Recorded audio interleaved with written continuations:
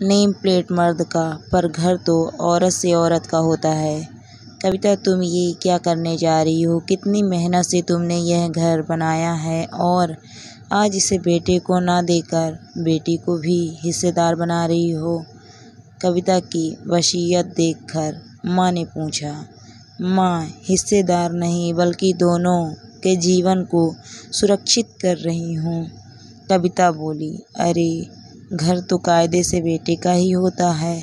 बेटियों के लिए तो मायका बस कुछ दिनों का ठिकाना होता है।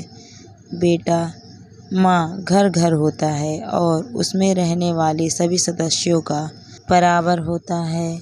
अब जिसे रहना है रहे, जिसको जाना हो जाए। किसी के चले जाने से उसका घर उसके लिए पराया नहीं हो जाता, और अगर ऐसा होता तो बेटों के लिए भी तो वह घर पराया होना चाहिए। आखिर बेटे भी तो अपना घर छोड़कर बाहर जाते हैं, कहीं और अपनी गृहस्थी बसाते हैं, तब बेटों को पराया क्यों नहीं समझा जाता? छोड़, तेरी तू ही जाने, माँ बोली। माँ, जब से प्रकाश का साथ छूटा है तब से मेरा मैं ही तो जान रही हूँ। शराब की आदत ने उन्हें मौत दे दी। ससुराल वालों ने मुझे उस घर से दो बच्चों के साथ निकाल दिया। मुझ पर छोड़ो, मेरे बच्चों पर भी तरस नहीं आया। आप और पापा ने साथ देना चाहा तो भाई भाभी को आप दोनों ही खटकने लगे। आप दोनों को परेशानी ना हो इसीलिए मायके में रहना मुझे भी सही नहीं लगा।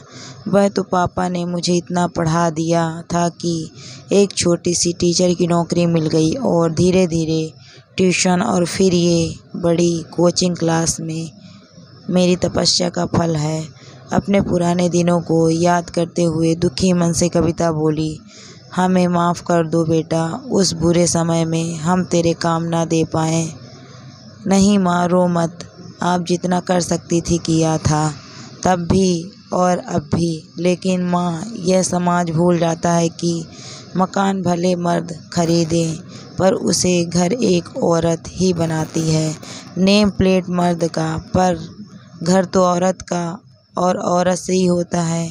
माँ, याद है जब हम बचपन में गांव जाते थे तो कहते थे कि दादी के घर जा रहे हैं, ननिहाल जाते थे तो कहते थे कि नानी के घर जा रहे हैं। दोनों घरों में नाना जी और दादाजी थे, पर हम तो नानी और दादी के नाम से ही जाने जाते थे। मायके को भी हम माँ का घर कहते हैं, और ससुराल में ताने भी कि माँ के घर से कुछ सीख कर नहीं आए, यह मिलते हैं। इतना औरतों का प्रभाव होता है घर में, लेकिन घर के स्वामित्व पर अधिकार आज भी औरतों को ना ही मायके में मिलता है और ना ही ससुराल में। इसीलिए मैं यह जानते हुए कि मेरे दोनों बच्चे काबिल हैं, मैं अपना सब कुछ दोनों में बराबर ही बांट रही हूँ, यहाँ तक कि घर भी, ताकि मैं रहूँ ना रहूँ, मेरी बेटी को कोई भी उसके खुद के घर से दूर ना कर पाए, ना ही उसे अपने घर में आने में किसी तरह की परेशानी हो,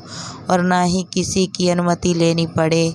उम्मीद करती हूँ माँ, अब तो आप मेरी बात समझ पाई हो। कविता बोली, बेटा सही कह रही है तू। एक औरत होकर भी सदियों से हमारे लुटते हुए अधिकार के प्रति जागरूक नहीं हुई मैं, और आज जब तुम इतना बड़ा काम कर रही हो तो मैं उसमें भी तुम्हें रोक रही हूँ। मुझे माफ़ कर दे बेटा, और इस वसीयत पर हस्ताक्षर कर एक औरत को उसका सम्मानपूर्वक अधिकार दे दे, एक ऐसा अधिकार जो उसे किसी से मांगना ना पड़े। ज़रूर माँ।